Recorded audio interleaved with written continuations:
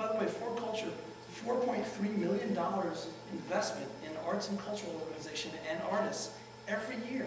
The single largest ongoing fund is in jeopardy. We're basically Game 7 overtime right now. Game 7 overtime is happening right now. And if our representatives don't get it through, I don't vote for them. I'll let them know that.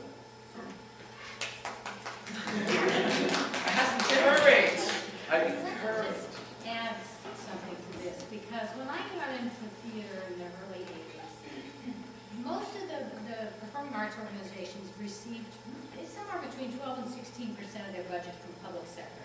And that would have been from King County, Seattle, all the way up to the NEA. And it's all of the different public sectors put together. Those same organizations today, it's probably between 1 and 2%. And if you think about what that means is that at least 10 to 12% of the budget has had to be transferred to the private sector without gaining one thing. So the private sector is now picking that up, which is a much smaller pool. And that's happening across the board. Social service, health, all these things the private sector is having to pick up to relieve the, all of us the tax burden. That causes an extraordinary pressure on a small group of people to really take care of some of those fundamental public services. And it's creating in organizations what Sharon alluded to, is how do you raise money if you don't have somebody who's paid to raise money? It's an enormous added cost. So I think we have to get back to looking at the public sector has got to become play.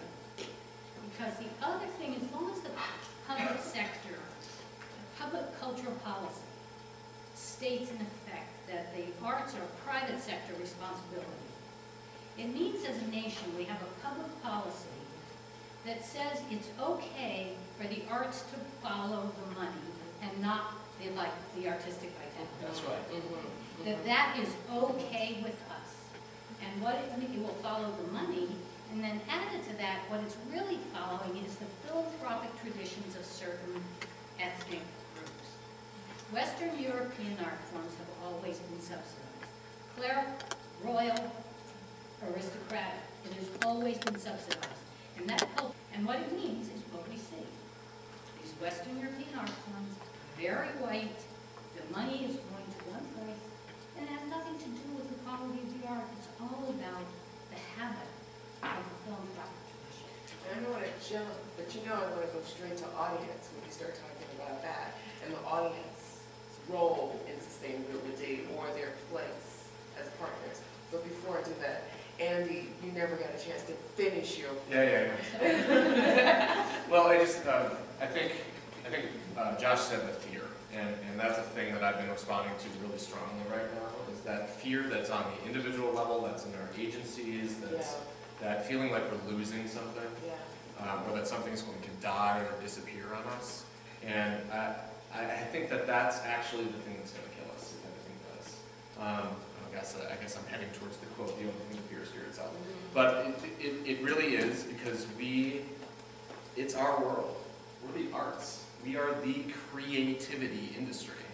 And that's the only economy left in the United States, is the creative economy. We own this world. We are the ones who can host the right conversation as to what's happening in technology and in video game development and in what happens online with Flickr and YouTube and all of these places where creative content is flourishing. Right.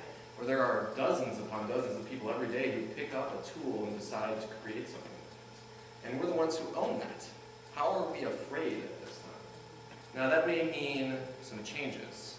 Some traditions might be changing. And that's what we're afraid of, and I think we should recognize that. It's not that our industry is going to go away, it's that it's going to fundamentally change. It already did. Yeah.